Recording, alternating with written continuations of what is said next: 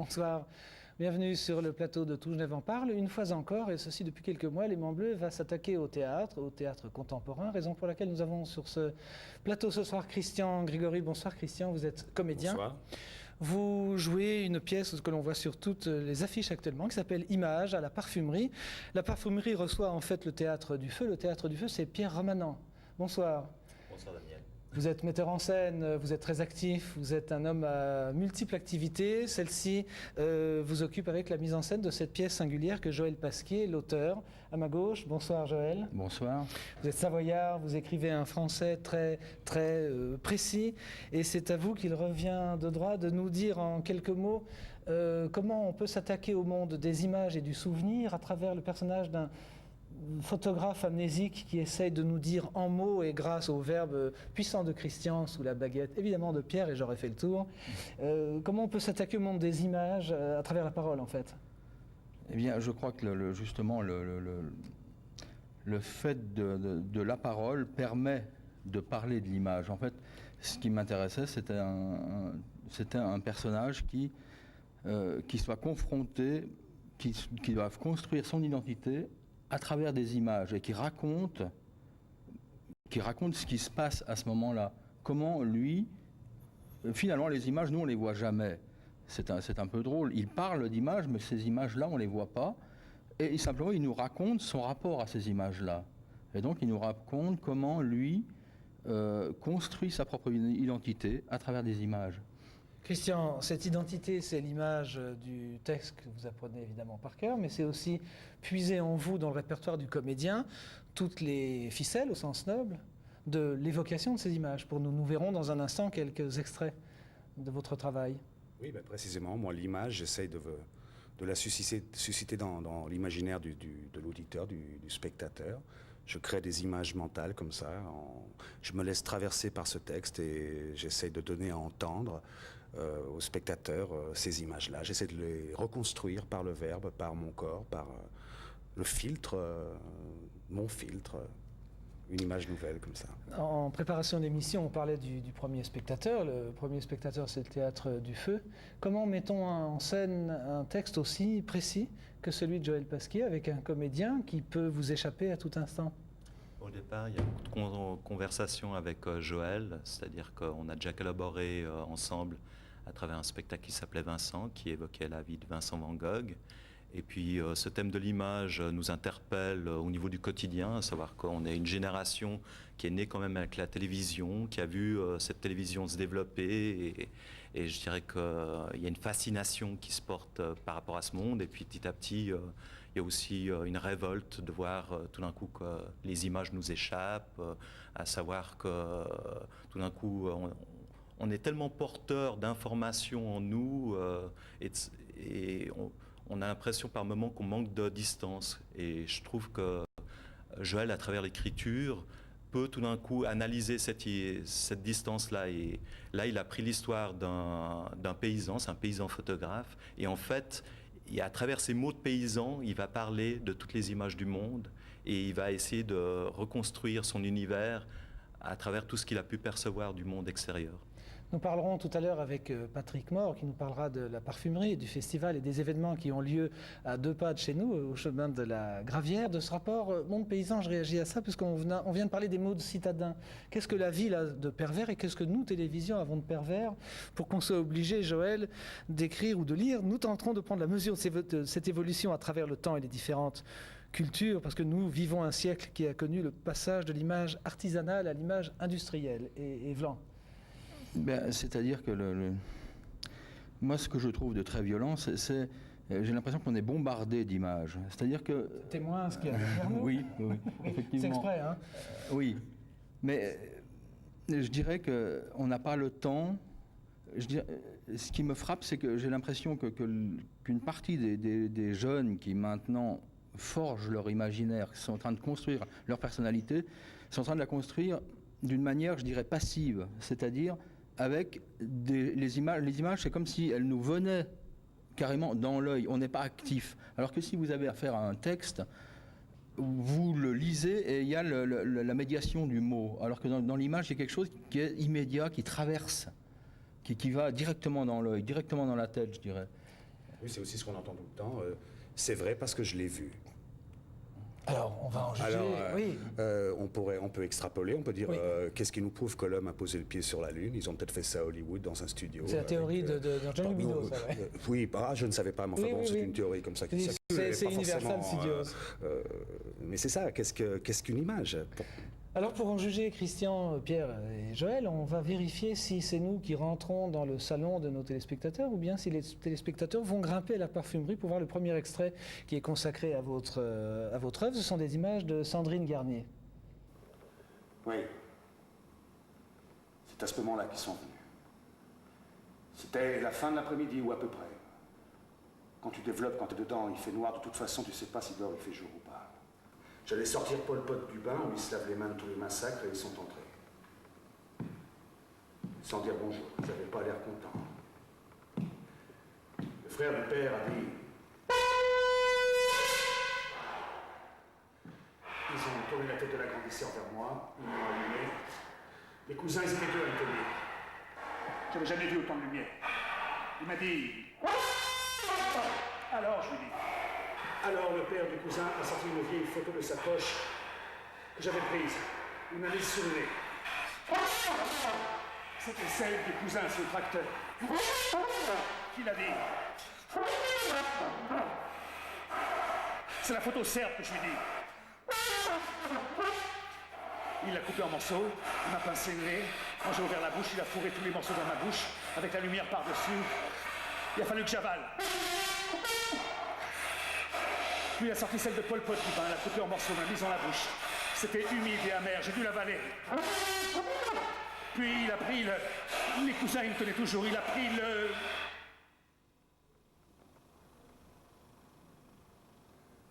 le... Et là, j'ai eu un blanc, ça venait plus. Alors que ce blanc soit virtuel ou qu'il soit bien réel, Christian, on distingue sur ces images donc le musicien.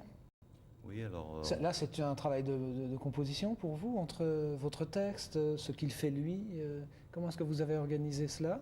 On a la chance d'avoir la participation de Pascal Cher, qui est donc musicien qui intervient sur le spectacle, qui a composé les musiques et qui est en présence directe avec Christian.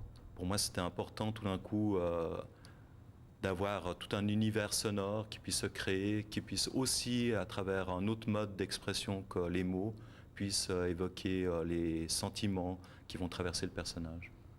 Oui, on a vraiment travaillé en osmose, lui et moi.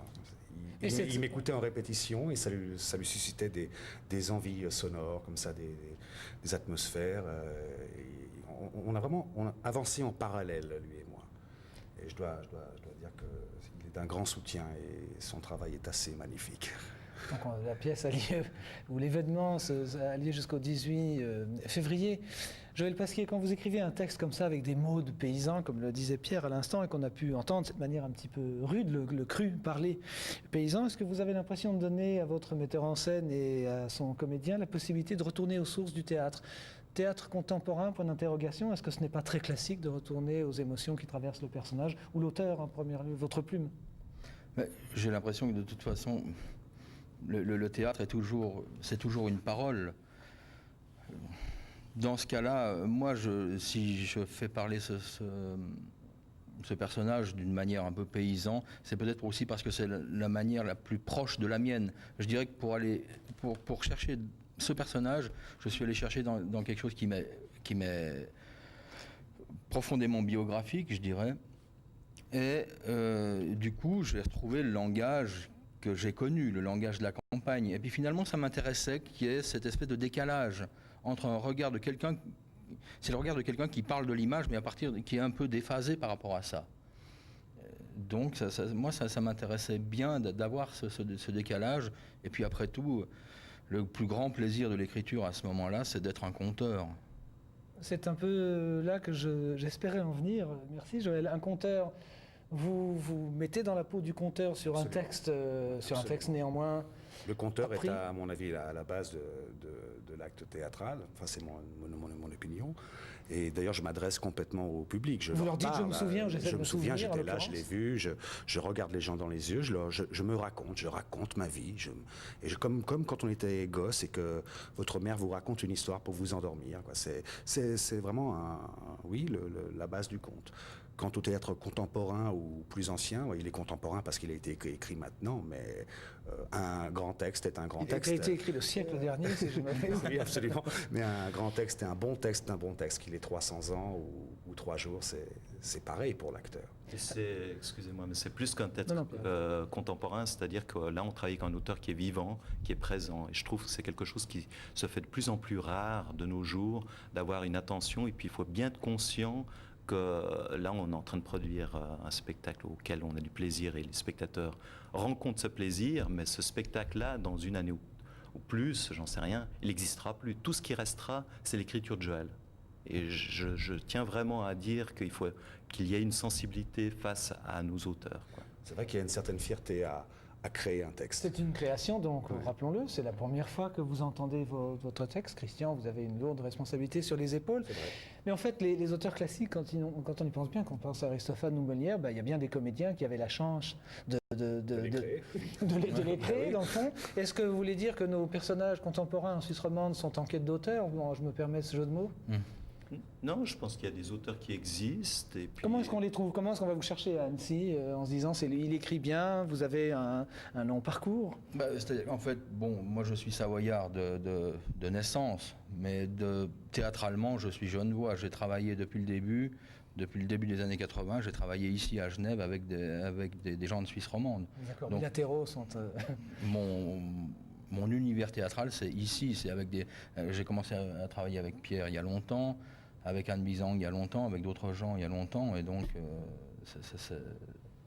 c'est tout naturellement que je suis là, tout simplement. Alors, on est donc à ce titre très très heureux de vous accueillir, d'autant plus que vous allez céder votre place à Patrick Mort. Merci d'être venu jusqu'à nous. Je vous souhaite bonne chance pour la suite de votre écriture, puisqu'il ne s'agit que du premier volet dans Images. Pierre, on reparle de tout cela, vous restez avec nous. Christian, bien évidemment. Nous allons profiter de voir le deuxième extrait signé Sandrine Garnier. Venez avec moi me promener au bord du ruisseau. Je la voyais deux, la Juliette. Une en haut et l'autre en bas dans le ruisseau. Avec l'eau et le temps qui coulaient sur son visage. Je n'osais pas la regarder en face. Je la regardais dans le ruisseau. Je la voyais me voir quand elle me regardait. Elle disait, mais cherche-moi, Bonnet, je ne suis plus dans le ruisseau. Je voyais le fond de l'eau, il n'y avait plus la Juliette. Les épices couchaient dans les champs, de grosses gouttes d'eau leur tombaient sur la tête. Ils frémissaient dans le vent avec l'orage par-dessus. Il fallait que je rentre à la maison. Et l'eau coulait toujours avec le temps dans le ruisseau vide. Mais regarde-moi celui-là, disait le père, qui rentre trempé comme une souillon. Ma tête, elle était toujours au bord de l'eau, à chercher dans le ruisseau le regard de la Juliette.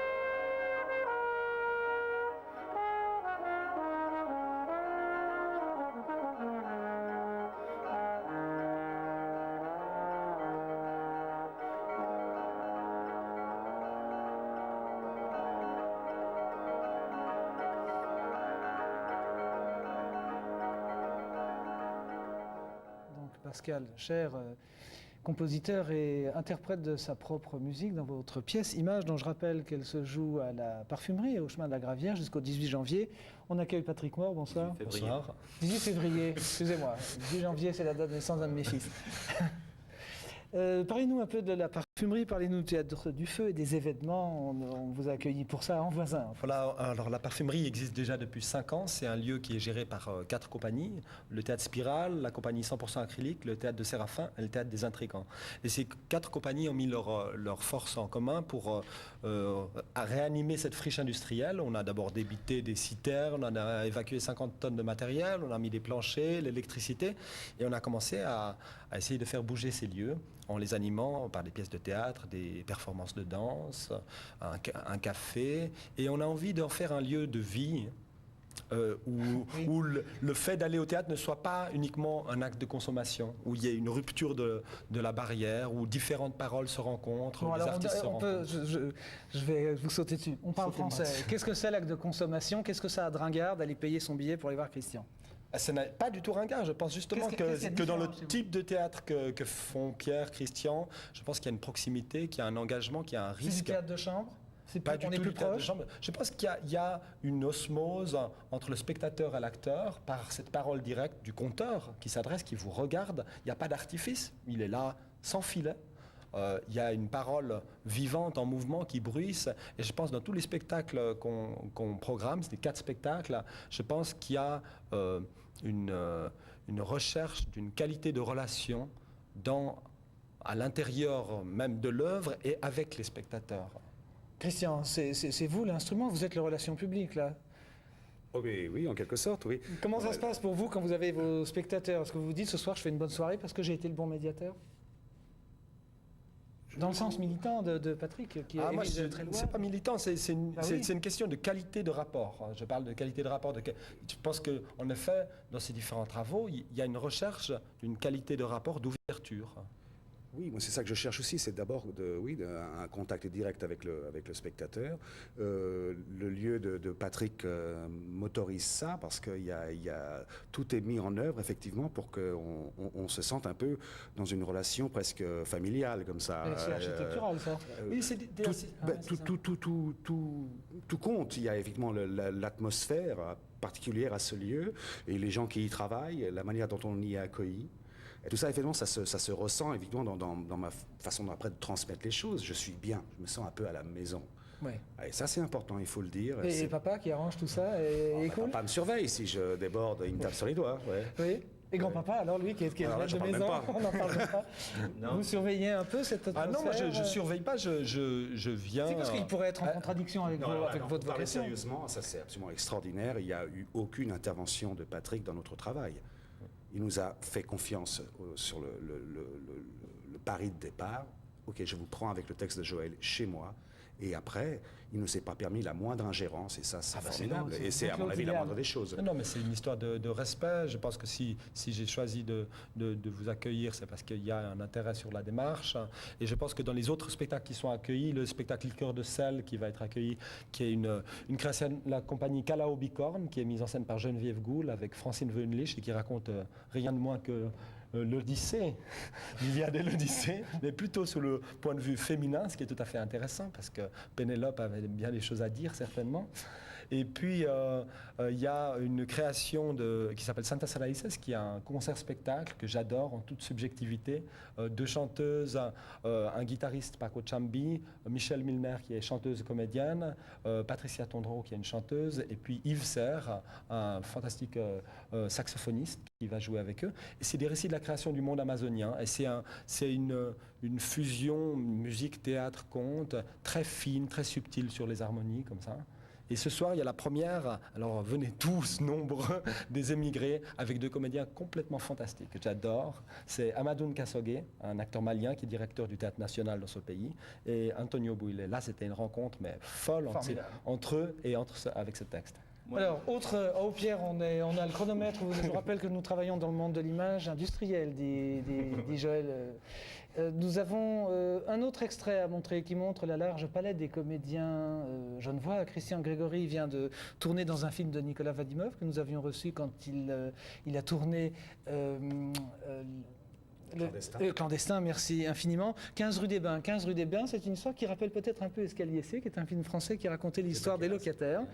Et cette histoire raconte le moment où des locataires d'une même maison s'aperçoivent qu'ils deviennent tous copropriétaires, en fait héritiers. Je vous propose cet extrait qui montre une autre facette du talent de Christian. Les jeunes ont fait ce qu'ils pouvaient. Rien. Il n'y avait rien à trouver, de toute façon.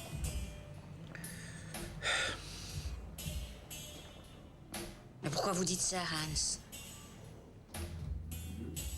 Et il y a peut-être quelque chose qui nous a échappé dans cette histoire. C'est le cas de le dire. Un tout petit immeuble qui nous a échappé. Quelle humiliation. J'ai proposé un marché à ces gens.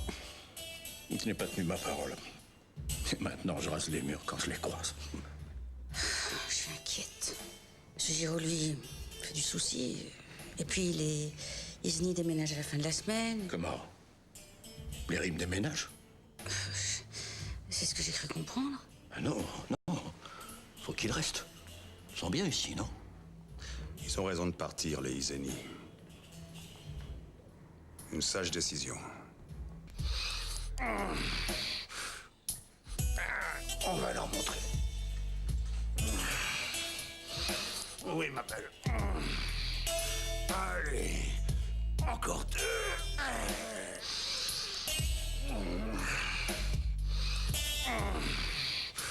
Alors, je pense que nous sommes amenés à parler de 15 rue des Bains, le dernier film de Nicolas Vadimov, produit en coproduction avec la TSR. Pierre, hors antenne, vous vouliez rajouter quelque chose sur la profession de foi que Patrick nous a proposé tout à l'heure? Je voulais juste quand même témoigner que c'est une chance énorme que Patrick nous a offert, c'est-à-dire de nous ouvrir les portes de son théâtre, savoir qu'on a frappé à plein de portes de théâtre au préalable, et tout d'un coup d'avoir quelqu'un qui vous fait confiance, qui s'engage, et j'entends, il y a un travail qui est énorme avec toute l'équipe de la parfumerie, et je pense aussi être le porte-parole de Geneviève, c'est-à-dire que c'est généreux de sa part de partager son outil de travail, et puis tous les gens qui ont travaillé dans cette production l'ont fait avec cœur, quoi, et je tiens publiquement à les remercier. Voilà. Bien, l'image industrielle a ce aussi de pratique, c'est qu'elle peut s'adresser à plus de 30 000 personnes d'un seul coup. Merci Pierre. Christian, on craignait de trop parler de vous, vous êtes un personnage pudique et très secret.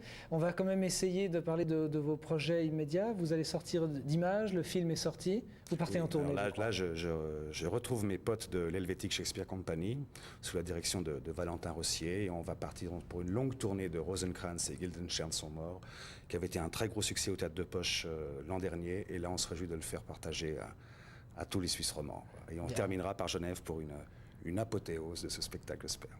Eh bien, merci d'amener un sourire, bien qu'on sache que le théâtre a pas mal de difficultés en Suisse romande. Merci Patrick pour votre enthousiasme. Pierre, merci d'être venu depuis Versoix pour nous rendre visite. Christian, on vous souhaite bonne chance dans votre tournée. On remerciera également Joël. Bon retour en France et revenez souvent nous écrire des textes paysans parce qu'il paraît qu'ils sont beaucoup plus percutants que les textes industriels. Quant à nous, nous nous retrouvons dans une prochaine émission. Bonsoir et merci. Merci. Merci. Merci.